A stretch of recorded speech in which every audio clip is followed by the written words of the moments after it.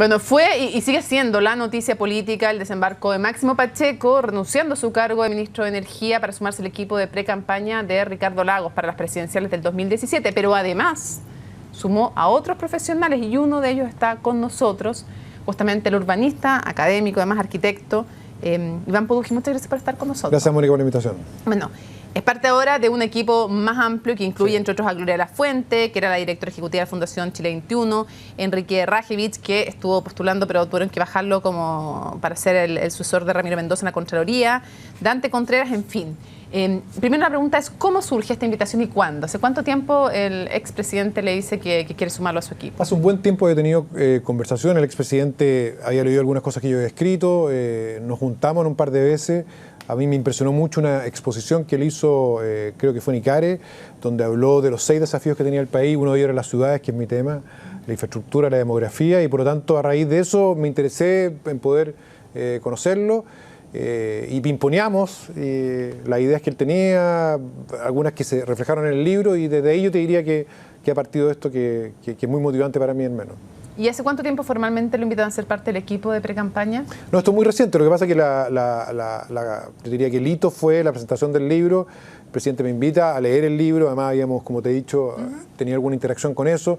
En el libro me encuentro con 12 o 15 propuestas de ciudades muy potentes, y eso me genera una motivación de poder tratar de seguir avanzando. Que venga a formar parte del equipo, ¿cuándo fue? Yo te diría que fue poco antes de que se anunciara. Sí, no recuerdo exactamente. ¿Unos días? Sí, unos días atrás, efectivamente. Unos días atrás, ya. ¿Y a qué lo invitaron en concreto? Mira, cuando lo llama el expresidente Lagos, ¿a qué lo invita? A desarrollar las ideas que están ahí en el libro, más otras ideas que hay. No, pero me refiero en lo formal. ¿Lo invita a formar parte de un equipo de pre-campaña? No, hoy día lo que, en concreto, el libro tiene varios temas, o los temas que el presidente ha puesto son varios temas, sí. Demografía, infraestructura. Pero lo invitó al equipo de pre-campaña. ¿Esto es un equipo de pre-campaña? ¿Toda esta gente está haciendo eso? ¿O qué está? No estoy haciendo, lo que estamos haciendo nosotros hoy día es profundizando las ideas que están en el libro, porque son ideas generales, algunas muy concretas. Por ejemplo, el presidente estuvo ahora en el campamento Manuel Bustos, que es el campamento más grande de Chile, y en el libro hay un conjunto de ideas para extender el metro para allá. Pero mi pregunta es, todos juntos con Máximo Pacheco, ¿me decís que no son un equipo de pre-campaña? Yo lo veo como un equipo para profundizar ideas. Tú me preguntas si es pre-campaña o no, formalmente no estamos trabajando en ese contexto. Bueno, además, la incorporación de Máximo ha sido muy reciente, y lo que se ha hecho básicamente es decir, mira, hay ciertos temas prioritarios y hay que trabajar en estos temas. Ahora, ¿cómo eso después se traduce o no en un programa que requiere además un trabajo de bajada de esas ideas, de conversación con la ciudadanía, de conversación con mucha más gente? Es un trabajo que hay que partir ahora. Ya, pero lo más cercano que podríamos asimilar a este grupo, que incluye a todos estos profesionales que hemos mencionado, es un equipo que está haciendo una especie de profundización de un posible programa de gobierno. Efectivamente, no es un programa como dices tú, pero lo que sí tiene es una profundización de ciertas ideas, fuerza, en el caso de la ciudad, varias que me parecen muy relevantes. Pensando en un posible programa de gobierno, ¿no? Evidentemente, pero la idea está de me sé que su rol obviamente tiene que ver con el área de urbanismo, con el pensar las ciudades, pero primero quiero saber, ¿por qué con Ricardo Lagos? ¿Por qué apoyar una candidatura de Ricardo Lagos? Desde siempre consideré que el presidente Lagos hizo un aporte significativo en las ciudades cuando fue presidente. Fue el primer presidente que puso en el 21 de mayo la ciudad como un eje de su reforma. El segundo año habló del plan bicentenario y que había que digamos, modernizar las ciudades con proyectos emblemáticos. Toda la transformación que hizo como ministro de Obras Públicas en materia de infraestructura, puertos, caminos transversales. Entonces yo dije, bueno, este es el presidente que ha hecho la transformación territorial más importante, ¿cierto?, de la segunda mitad del siglo XX. Entonces, esa era como la base que yo tenía. Luego el libro, cuando sale, y las discusiones previas al libro, me encuentro que todas esas ideas están siendo actualizadas, están recogiendo desafíos súper contemporáneos hoy día en materia de ciudad, la segregación territorial, la movilidad, la rehabilitación de sectores muy segregados, la rehabilitación patrimonial. Entonces, al encontrarme con todas esas ideas, digo, bueno, acá hay una segunda fase que profundiza lo hecho, que avanza sobre los nuevos desafíos que tiene el país, y en ese contexto la motivación fue doble, digamos. Ahora, ¿qué tan importante es la llegada de Máximo Pacheco al equipo? Yo creo que es fundamental. Yo creo que, fíjate que hay una cosa que es bien relevante en ese contexto, porque cuando tú ves el libro de Lagos y lo que él plantea, yo he escuchado, he conversado con mucha gente que dice, sí, pero una mirada muy larga que se necesita hoy día, ¿cierto? ¿Qué pasa con los problemas de ahora? Y yo creo que lo que demostró Máximo Pacheco es que es posible y necesario tener una mirada larga. La mirada que él planteó en ese contexto fue tener una matriz energética diversificada, menos contaminante, basada en energías renovables no convencionales. fue muy criticado, mucha gente escéptica ante eso, lo logró, pero además tuvo un efecto concreto al corto plazo con el proyecto de equidad tarifaria, con la reducción de las tarifas que benefició a las personas. Entonces lo que uno ve en el perfil de él es la capacidad de pensar en el mediano y largo plazo, de fijarse metas ambiciosas, pero de poder mostrar que esas se pueden concretar al corto plazo, que es como un poco la esencia de lo que está en el libro y lo que el presidente ha dicho en su presentación y en los mismos escritos. Imaginando, ¿usted las capacidades de Máximo Pacheco las ve como para un ministro de qué área? ¿O qué ministerio le parece que calza con estas características que usted le atribuye a Máximo Pacheco? Yo no te sabría decir, porque la verdad es que lo que yo he visto hasta el momento en energía ha sido muy, muy extraordinario, además destacado transversalmente, y lo que se ha logrado en esa materia es muy, muy relevante, pero la mirada que él ha reflejado, y de alguna manera la mirada que está en el libro también, una mirada muy holística, muy integral de cómo debe abordarse los desafíos del país. ¿Podría ser un ministro del Interior, Máximo Pacheco? ¿Usted se lo imagina que podría calzar con un ministro del No Interior? lo sé, falta tanto para eso y además Pero un tema... estoy tratando de entender como qué tanto potencial le ve a alguien que ha llegado a este equipo. Es que yo te puedo hablar del potencial que yo le veo del ámbito en que yo trabajo, que es la energía, que es el desarrollo pero también sustentable. tiene pensamiento político. Claro, pero ¿sabes cuál es el pensamiento político que tengo? Que es bien interesante, que la política es fundamental para implementar estos cambios. Y yo creo que la crisis que experimenta la política, que de alguna manera está tratada en el libro del presidente Lagos, tiene que ver también con que la política se ha ido distanciando un poco de las personas. Entonces, yo creo que todo lo que estamos hablando, todo lo que se habla en el libro en materia de movilidad, de tranvías, de metro, de parques, requiere de buena política para implementarse, y esa es la aproximación que yo tengo a la política, que a veces es muy relevante. Una de las críticas que se ha hecho a la salida de Máximo Pacheco es que esto no fue muy leal con la presidenta Bachelet, porque termina debilitando a un gobierno que no lo ha tenido fácil y que no sería tan leal de parte del expresidente Ricardo Lagos haber sacado al ministro que tenía mejor evaluación respecto de los resultados de su accionar. Yo creo que la acción del ministro Pacheco, exministro Pacheco, en materia de energía, el legado que dejó, la agenda energética, el proyecto de guía tarifaria, es un avance macizo y concreto. Pero podría haber seguido aportando, y en vez de eso se va a la campaña de Lagos cuando falta más de un año para que termine. Yo no puedo el hablar por él, te fijas, pero lo que yo veo de afuera, no puedo hablar con él, lo que yo veo de afuera es que terminó una tarea, que además es una tarea que sintoniza mucho con esta visión de largo plazo, pero con acciones de corto plazo, que son las que propone el libro del presidente Lagos. Por tanto, yo creo que en ese contexto me parece que es muy compatible con lo que está trabajando. ¿No le parece que es desleal con el gobierno? No creo que sea desleal. ¿No? No, ¿No le parece que debilita al gobierno? En mi opinión no, porque lo que ha hecho... Porque si es tan potente y se va, lo debilita. No, porque lo que ha dejado... ¿Ya? Como legado y como acción concreta, que es un legado más que él reconoce de la presidenta, y que yo creo que es muy significativo en lo que ha sido la historia del desarrollo de la energía, que recordemos además era el gran cuello de botella que existía en el país anteriormente, que era muy difícil se veía de resolver. Creo que eso se ha resuelto y por lo tanto es factible en ese contexto, y te insisto, no puedo hablar por él, no he hablado con él de este tema, pero yo creo que en ningún caso es desleal por lo mismo. ¿Este equipo va a trabajar ad honorem? Sí, en mi caso sí, y en mi caso todo.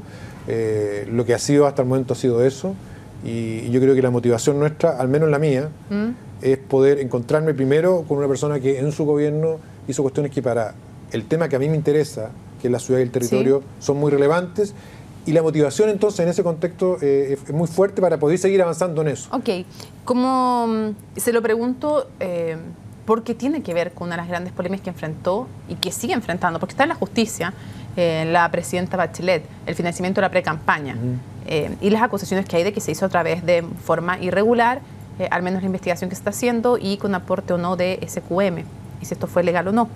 Entonces la pregunta que yo le hago es cómo, o sea, ustedes van a seguir trabajando en lo suyo y paralelamente van a ayudar a la expresidente Lagos, porque básicamente lo que pasó antes es que para apoyar cómo se mantenían esos equipos, se hizo un financiamiento que no era legal. Entonces mi pregunta es, ¿esto va a seguir siendo ad honorem siempre? ¿No hay aquí dinero de por medio en este equipo? A ver, yo, en mi caso, lo que te puedo decir es que todo lo que he trabajado hasta el momento ha sido ad honorem. Mi intención es que siga siendo así, porque la motivación que tengo y sincera es poder hacer aporte que puedan hacer una bajada a las cosas que están en el libro, que creo que son muy positivas para ciudades.